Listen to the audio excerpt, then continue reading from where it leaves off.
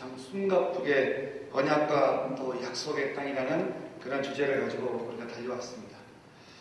여러분, 언약과 약속의 땅은 사성공의 주제일까요? 아니면 부흥사경의 주제이겠습니까? 그렇지 않은 것이죠. 그것은 우리 삶의 주제가 되어줄 줄 믿습니다. 우리가 끊임없이 하나의 언약을 잡고 또 언약을 따라서 약속의 땅에 들어가는 것이 우리의 삶이 되어줄 줄 믿습니다. 아멘.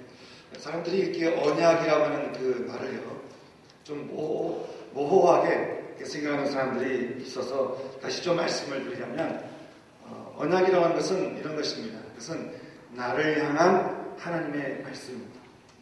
나를 향한 하나님의 말씀이 언약의 말씀인 것이죠. 우리는 새벽 성경 공부를 통해서 창세기부터 말라기까지 하나님께서 하나님의 사람들에게 그리고 믿음의 후손인 우리들에게 하시는 그런 언약의 말씀들을 함께 살펴보았습니다. 하나님께서 그들에게 그렇게 말씀하셨듯이 하나님은 오늘 이 시간에도 동일하게 우리에게 언약의 말씀을 하신다고 하는 것이죠. 저는 이 시간에도 하나님께 들려주시는 말씀하시는 언약의 말씀이 여러분 심령 가운데 들려질 수 있는 이 시간 되기를 소망합니다. 하나님의 말씀은 과거를 향한 말씀이 아니라 미래지향적인 그런 말씀이기 때문에 우리는 그 언약의 말씀을 하루하루 이렇게 살아가다 보면 거기에서 우리가 꿈이라고 하는 또 약속의 땅이라고 하는 그런 꿈과 비전을 우리가 발견하게 됩니다. 그래서 약속의 땅에 들어가기 전에 반드시 우리에게는 이 언약이라고 하는 것을 받는 것이 너무나 중요한 것이죠. 언약의 말씀, 하나님께서 주시는 언약의 말씀이 있어야 우리가 약속의 땅으로 좀 더 우리가 가깝게 다가가는 그런 삶을 살게 된다고 하는 것입니다. 사랑하는 청년 여러분, 저는 여러분의 하루하루의 삶이 정말 언약을 따라 걸어가는, 그래서 약속의 땅으로 자연스럽게 들어갈 수 있는 그런 축복의 삶 되시기를 주님의 이름으로 축원합니다. 오늘 말씀을 제가 준비하면서 하나님께서 우리에게 두 가지 질문을 주시는 것 같았습니다. 하나는, 그러면 우리가 어떻게 하면 이 언약이라고 하는 그 길을 잘 갈 수 있겠는가라고 하는 것이고, 또 두 번째는 어떻게 하면 우리가 이 약속의 땅을 걸어가는데 곁길로 가지 않고 우리가 곧바로 잘 그 길을 갈 수가 있겠는가라고 하는 것입니다. 그러면서 오늘 우리가 너무나 잘 알고 있는 나사로 이야기를 통해서 믿음이 무엇인지, 아니 우리가 믿는 그 믿음이 무엇인지, 그리고 우리가 어떤 믿음을 붙들고 살아야 하는지를 우리 말씀을 통해서 우리에게 말씀하고 있는 것입니다.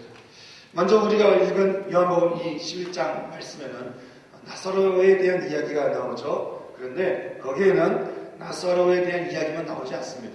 보면 나사로의 가족이 함께 그 이야기 속에 등장인물로 나오는 것을 보게 됩니다. 누가 있죠? 나사로하고 또 마르다, 그리고 마리아가 등장하는 것을 보게 되죠. 저는 언젠가 여러분들에게 예수님의 친구라 불리우는 사람들이라는 주제로 이 나사로와 마르다와 마리아의 이야기를 함께 말씀 나눈 적이 있습니다. 오늘은 이 세 사람에 대한 이야기를 또 하려고 하는데요. 그런데 이전과는 좀 더 다른 각도에서 이 말씀을 좀 보고자 합니다. 오늘의 말씀의 주제는 한마디로 얘기해보자면 믿음이라고 이야기해 볼 수 있습니다. 왜냐하면 우리가 새성공과 또 부흥사경 이후에 지금 우리에게 절대적으로 필요한 것이 있다고 한다면 그것은 바로 믿음이기 때문에 그런 것입니다. 새성공은 안 할지라도 부흥사경이 오지 않았다 할지라도 우리가 이 어두운 세상 가운데 살아가는 데 있어서 가장 필요한, 가장 정말 신앙의 주된 단어를 우리가 골라보자면 그것은 믿음이라고 우리는 얘기해 볼 수가 있는 것이죠. 하나님께서 우리와 우리 공동체가 이제 이 믿음의 여정에 들어가기를 원하시는데 주님께서 말씀하시는 믿음은 어떤 말씀이겠습니까? 우리 오늘 말씀 통해서 믿음에 대해서 함께 보게 될 텐데요. 먼저 오늘 말씀의 배경을 보자면 좀 이렇습니다.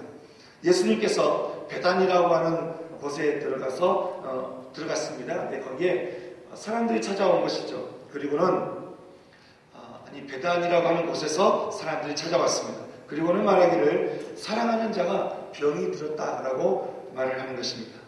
5절 말씀을 보니까 예수님께서 이 병든 가족을 참 사랑하셨다라고 성경은 우리에게 이야기해 주고 있습니다.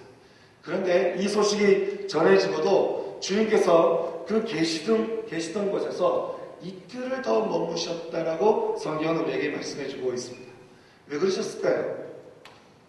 그리고 그 이틀이 지난 후에 주님께서 그가 잠들었으니 깨우러 가자라고 그렇게 제자들을 부르시는 장면을 보게 됩니다. 제자들이 이 말을 듣고 그렇게 생각하죠. 이제 깨우러 가자라고 하는 말을 보니까 그가 병이 낫겠다라고 했지만 주님은 아니라고 말씀하셨습니다. 주님은 너무나 분명하게 말씀하시기를 아니라 그가 죽었느니라 라고 말씀하고 있는 것입니다.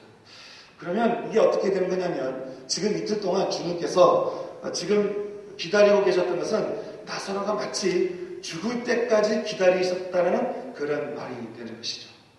그렇게 정말 그 상황대로 나사로는 죽게 되었고 그때서야 주님은 길을 떠나서 베다니로 향하게 되었습니다.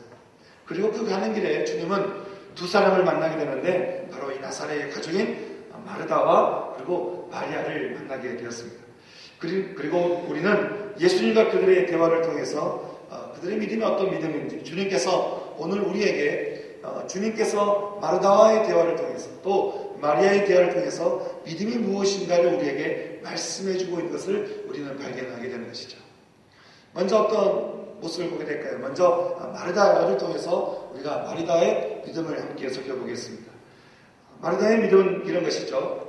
먼저 좀 말씀보자면 예수님이 오신다는 소식을 듣고 가장 먼저 달려간 사람이 바로 이 마르다였습니다. 마르다를 보면요 꼭 누구랑 닮았습니다.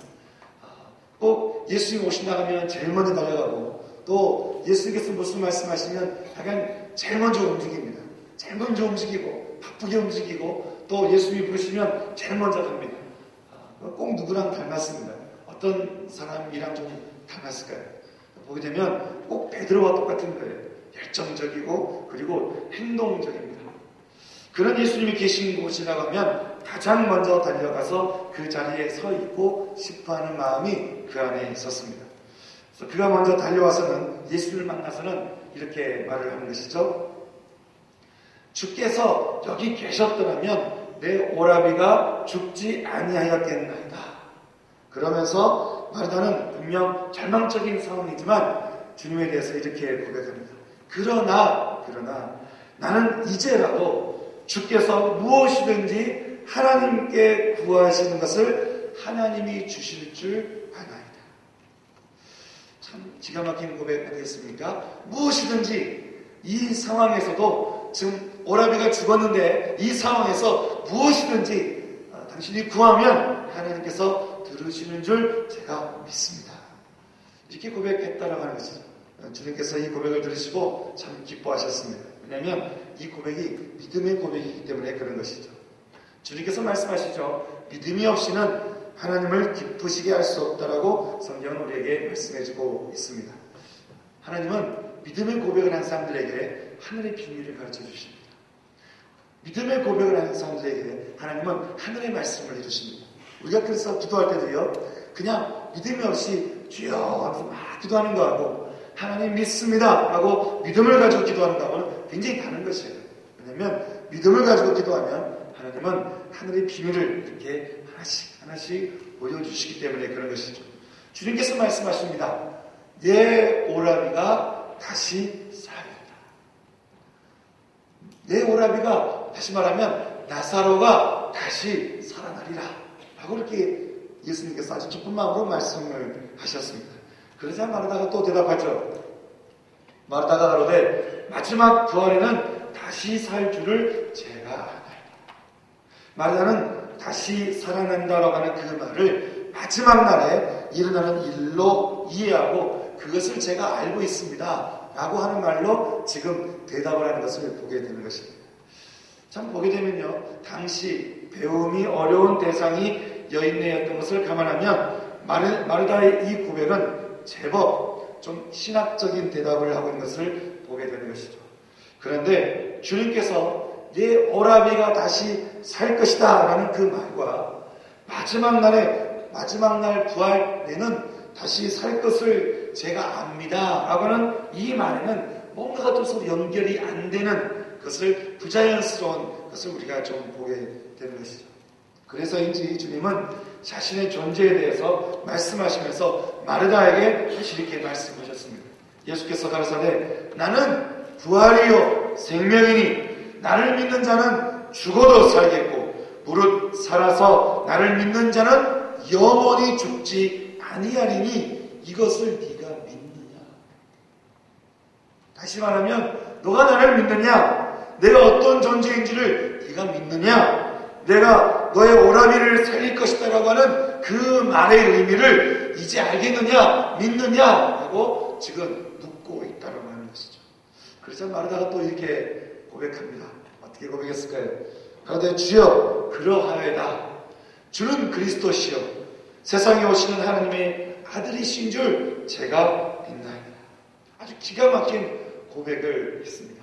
주는 그리스도시여 살아계신 하나님의 아들입니다. 꼭 베드로와 똑같은 고백을 하는 것이죠. 아주 너무나 멋있는 고백을 하는 것이죠. 그런데 뭔가 이 고백도 지금 주님께서 질문하고 계시는 그 질문하고는 뭔가 좀 맞지 않는 그런 대화를 우리가 또 보게 되는 것입니다.